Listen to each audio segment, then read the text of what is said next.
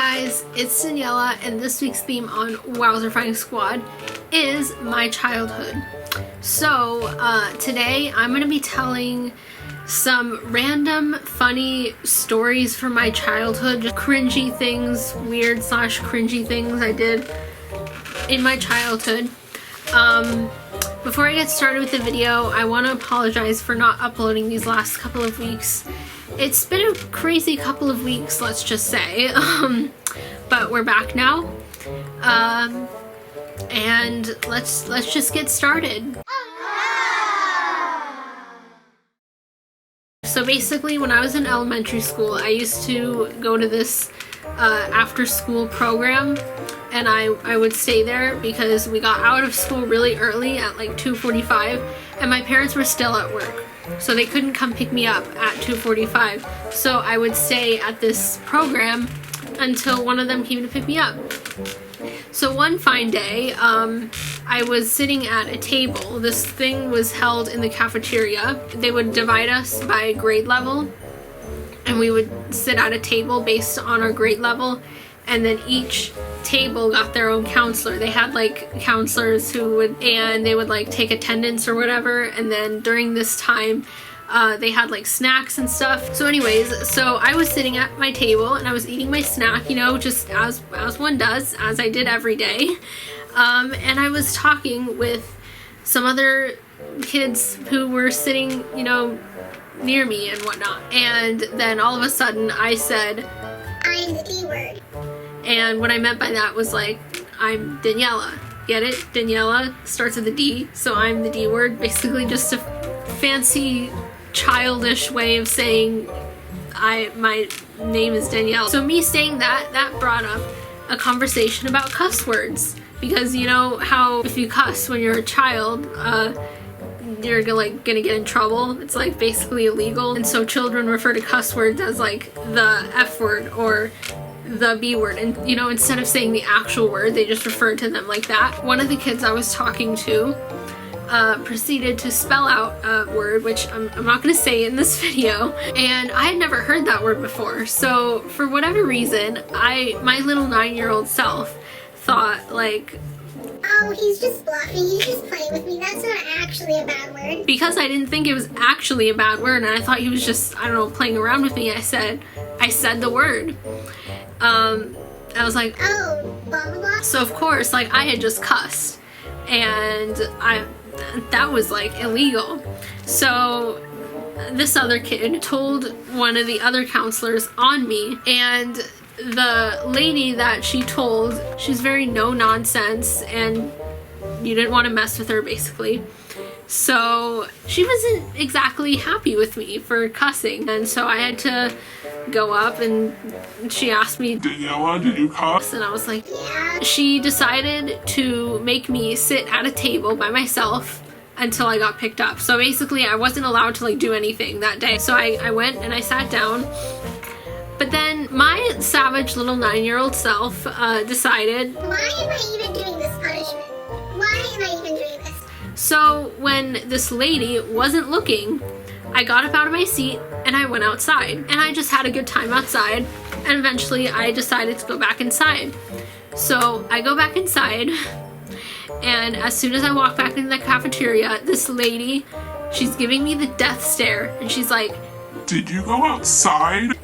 And I'm like, "Yeah." And then she was like, "Daniela, I told you, you have to sit there for like until you get picked up." I sat back down in my spot, and she proceeded to watch me like a hawk until I got picked up. So one day I was at home, and I don't remember what exactly I did, but something made me really frustrated and really angry to the point where I was, you know, doing what kids do when they get angry, you know, like throwing a tantrum. I don't remember exactly what it was, but I think my dad was like helping me with homework or something, and I like got frustrated on it or something, and I must have done something out of anger that I shouldn't have done, because I got sent to timeout. But I was just not having it. I was super angry. I was already just not having it. So me getting sent to timeout really did not help my mood at all. And so the entire time I was in timeout, I was throwing a hissy fit, just throwing a full-on tantrum. Instead of just like sitting there quietly, I was just throwing a temper tantrum. And so the way we used to do timeout, if me or my brother like did something that, you know, we weren't supposed to do, my parents would say, okay, that's 1. And then the next time they would be like, okay, that's 2. And then on 3, we would have to go to timeout. And then we would stay in timeout. Like the number of minutes we stayed in timeout was correspondent to our age. So if I was 7 years old when this particular thing happened, my timeout would have been 7 minutes. But for some reason, this particular timeout seemed like it lasted way longer than 7 minutes. And at the time, I was convinced that they put me in for like longer than 7 minutes, which looking back, it probably was 7 minutes, but I was just so angry that I was convinced that it was longer because they did set a timer. But anyways, so I was just throwing a tantrum. I was just like, blah, blah, blah, blah, blah, like just all that stuff. And what made it worse was this was at dinner time. The fact that they were starting dinner without me, that was making me even more angry. And no one was paying any attention to me. All I wanted was for my parents to be like, okay, you can get out of timeout. But no, they weren't doing that. And looking back on it now, the reason they were doing that was because they were just trying to be good parents who were trying to discipline their child, you know? But at the time, I thought they were relishing every moment of it. I thought they were purposefully torturing me. Now I realize it was probably very hard for them to not give in. But I was just so angry. And I was so relieved when the timer finally went off. It was like just the relief I felt.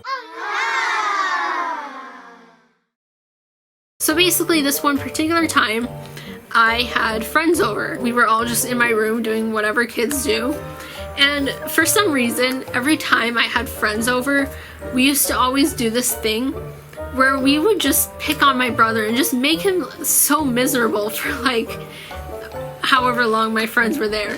I don't know why we did that, but I guess it was just the fact of like, I had friends over, so it was like automatically like an army of people that were on my side, you know? And so it was like easier to pick on my brother. Do you get what I'm saying? And so we were just picking on him. He was in the room with us. I don't know why he was in my room. Like, I don't know why he like felt the need to hang out with my friends, like why he wanted to, but he was in my room with us. And I proceeded to take this thing. I'm not sure exactly what it was, but it was this like cardboard cylinder hollow thing, not like a toilet paper roll. It was bigger and heavier than a toilet paper roll. I took this thing, and my brother was across the room from me, and I proceeded to throw it at his head. I don't know what I was thinking, and I guess at the time I didn't realize the magnitude of what could have happened, because if I had known that that could have like sent him to the hospital, I wouldn't have done that, because I wasn't trying to like hurt him. I was just trying to get on his nerves. But I proceeded to throw it at his head, and obviously he got hurt. Luckily he didn't get sent to the hospital, which I'm very thankful for to this day, but obviously he was in pain. And he went and told my parents. So then my parents came to confront me about it, because obviously like I just did something that was very mean and very uncalled for.